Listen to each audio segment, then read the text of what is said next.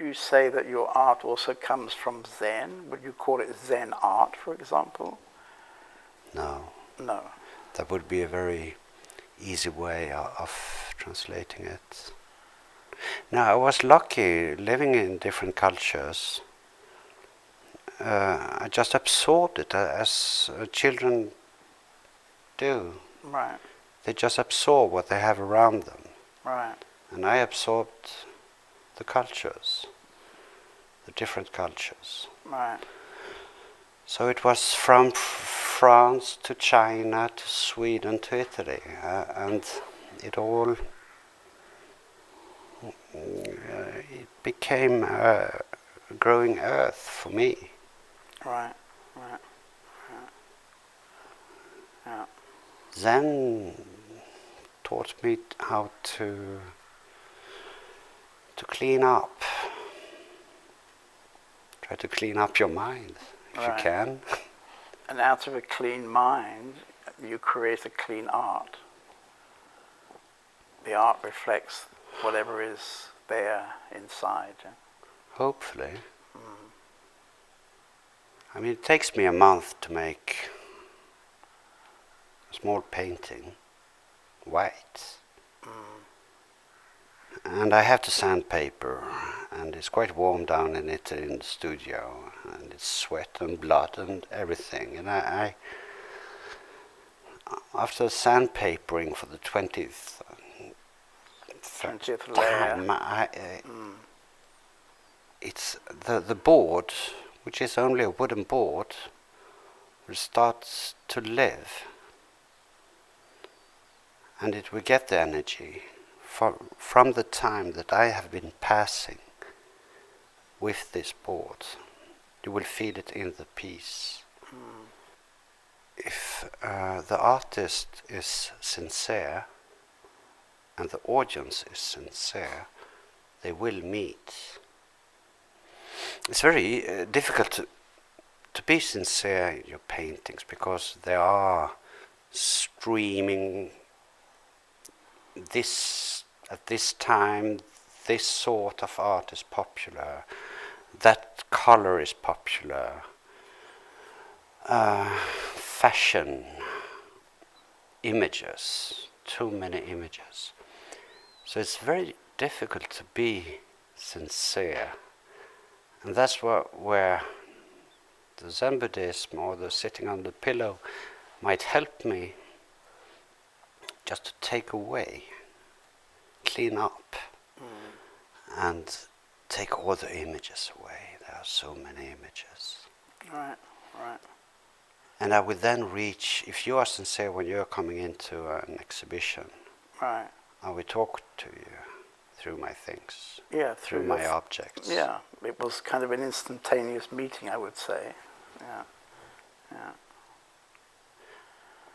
And working with white or sometimes black, it becomes even more difficult, because that's quite a boring colors. So then you have to put some sort of energy in them, in the white surface. Right, right. And as I understand it, your way of putting this energy into this white surface comes maybe from your contact with Russia, from icon painting? Well, I ended up, yes, it was actually when I lived in the monastery that I started with the icons. And I grew up with icons, and there were icons everywhere, and the meeting point at that time was the churches, sometimes the museums, and there were always icons.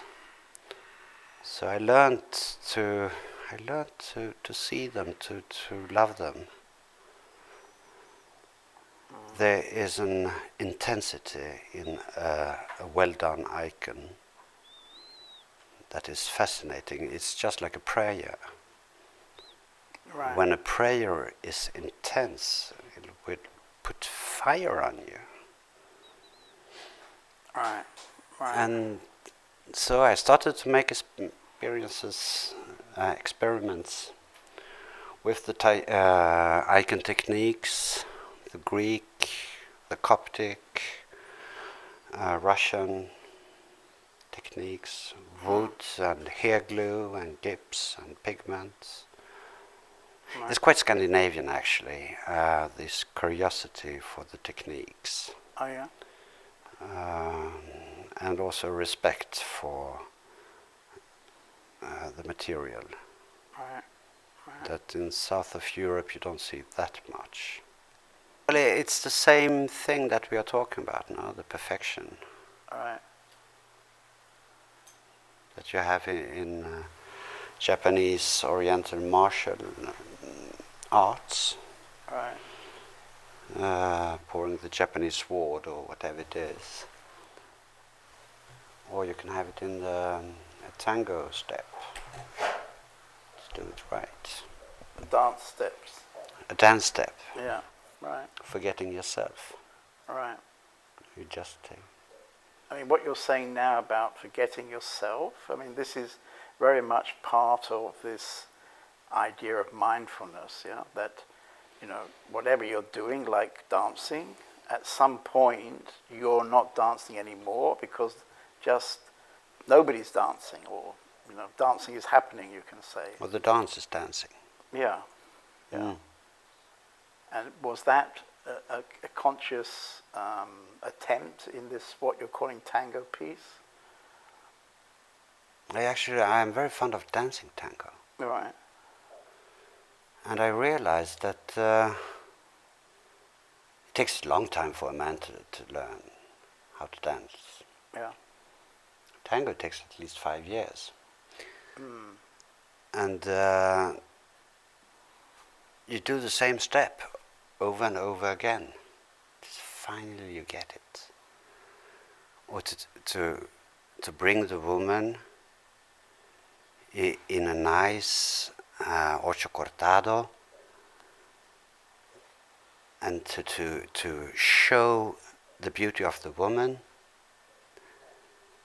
and just listen to the music, and you forget yourself completely. And there we are again. So I realized, this is the same as Zen. I'm practicing a step of 30 centimeters over and over again, 2-3 times a week, to get it perfect. And when you get it perfect, that's where you're living. Just take a small step to the left, in the right rhythm, together with the woman. And tango downstairs is a bit about that. But also people asking me, are you a painter or a sculptor? This is the first time I'm presented as a sculptor, actually. And the tango is to get the courage to leave the wall and the nail and the security of a nail. Okay. And you grow up and you take the step out and you're surrounded, and you have to be strong for that. That's tango. But then it goes a step back again, because you're scared. And it goes there, shall I or shall I not?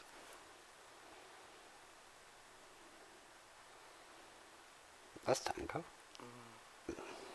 Daruma is the Japanese name for Bodhidharma, the monk who brought Zen Buddhism from India to China. And it's a wooden or papier-mâché sculpture with the portrait of Daruma with no eyes. And they do these sculptures for a wish. And if the wish will be fulfilled, they will paint the eyes and eventually burn it. Right. And I made my interpretation here of the Daruma, monochrome Daruma. It's like a three-dimensional icon, monochrome icon. And I even made 10 of them hanging from the ceiling, like a pillar. Right, right. Yeah, I mean, we're very happy now in the present exhibition. We've got about, I think, 15 on the floor, covering the floor. And every one is a little bit different, different sizes, different shapes. Yeah. It's like faces. Yeah. Did you design your dog? He seems very much like he could be one of your artworks. No, he came to me. He probably came when he saw your daruma. He thought, well, I fit in there. Yeah. No, he actually came to me, not the opposite.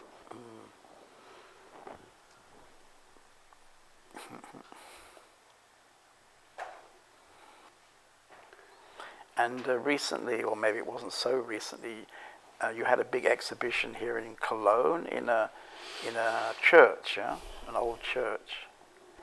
I made the Via Latia for the St. Peterskirke Kunststation in Cologne, and it's a 12-meter long painting with sort of 50, composed of 50 pieces put together, and it becomes like a street, like the streets in Berlin almost.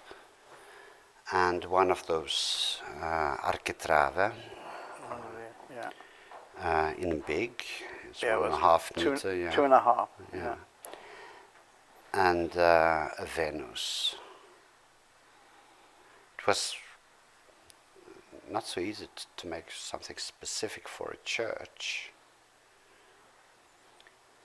It's interesting for me that you're talking quite a lot about historical references, historical techniques, icons, but actually your work is amazingly modern looking, and most people who perhaps don't know about all these references and techniques, they would see it as extremely modern, yeah? Isn't that the same thing that I said in the beginning about trying to be sincere? All these things you have to know, and then you have to forget it. Right, right. In reality, you shouldn't have to talk about this, but you have to feel it.